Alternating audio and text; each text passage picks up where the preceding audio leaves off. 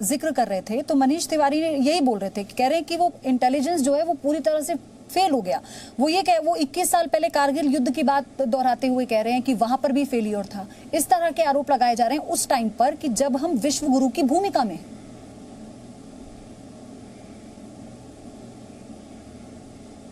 बिल्कुल आप ठीक कह रही हैं। और दूसरी बात यह है कि इंटेलिजेंस फेलियर हुआ कि नहीं हुआ, वो निष्कर्ष मनीष तिवारी ने निकाला कैसे? पहले तो प्रश्न ये उठता, because he is not privy to the intelligence inputs. और कितनी इंटेलिजेंस इनपुट्स आई हैं, कितनी नहीं आई हैं, अगर इनके संज्ञान में है तो इसका मतलब कहीं ये अपने ब्रीफ से बाहर जा रहे हैं। क्योंकि भले ही मैं सरकार का सदस्य हूं, पदाधिकारी हूं, मंत्री हूं, लेकिन मुझे भी उसका संज्ञान नहीं, because I am not privy to it, not do I have to be, nor I am entitled to. तो इस तरह की गैर जिम्मेवार बातें करना, और फिर कारगिल की, तो फिर आप चलिए ना पीछे से बात करते हैं, 1947 से शुरू होते हैं, 1962 की बात करते हैं, तब इंटेलिजेंस फेलियर नहीं हुआ था क्या? हमारे सैनिक बिना हथियारों के निर्मम ढंग से मारे गए थे चीन के युद्ध में, और इन्हीं के नेता पंडित जवाहरलाल नेहरू उस समय इतने सदमे में रहे, और फिर इनके रक्षा मंत्री वीके कृष्णा मेनन को त्यागपत्र देना पड़ा। तो वो किसका फेलियर था? वो तो पॉलिटिकल फेलियर भी था। और वो ऐसे समय में हुआ जबकि इनकी सरकार और इनके प्रधानमंत्री ये कहने लग गए थे कि अब भारत में सेना रखने की भी आवश्यकता नहीं है, we don't need an army. फिर और उससे पीछे चलिए, 1947-48 में क्या हुआ जब पाकिस्तान ने हमला किया जम्मू कश्मीर पर, और जब भारतीय सेनाएं लगभग इस दहलीज पर पहुंच गई थी कि जो आज का पाक अधिकृत जम्मू कश्मीर, इसको वापस हासिल करने के, तो तत्कालीन प्रधानमंत्री पंडित जवाहरलाल नेहरू ने बिना किसी से परामर्श किए हुए, बिना अपने मंत्रिमंडल को कॉन्फिडेंस में लेते हुए मंडी हाउस में जाकर के देश के नाम संदेश दिया और यूनिलैटरल सीज फायर घोषित की।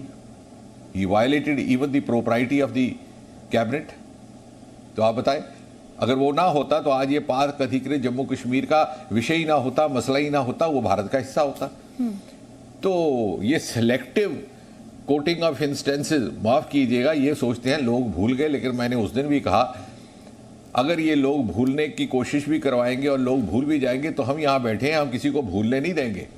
हमें, हमारा सौभाग्य है कि हम इनके पापों का प्रायश्चित कर रहे हैं, लेकिन ये अपने पापों की घंटी हमारे गले में डाल दें, इतने मूर्ख हम भी नहीं हैं। तो फिर अगर इसकी बात करनी तो चलिए इसी पे चर्चा हो जाए, मनीष तिवारी जी से हो जाए, किसी और से हो जाए, तो फिर पीछे तक जाते हैं। ठीक है सर, मैं आगे पाकिस्तान पर भी आपसे सवाल लूंगी, लेकिन मैं एक छोटा सा सवाल और चीन को लेकर लेना चाहती हूं कि अब हमारी जो कूटनीतिक रणनीति है वो किस तरह से होगी? क्या हर एक चीज हम एक संधि के दायरे में रहकर, क्या हम ऐसे ही कदम उठाएंगे? क्योंकि चीन का अचानक से बैकफुट पर आ जाना, क्योंकि चीन की चालाकियों को हमने देखा है कई बार, तो हम कैसे इसको ऑब्जर्व कर पा रहे हैं?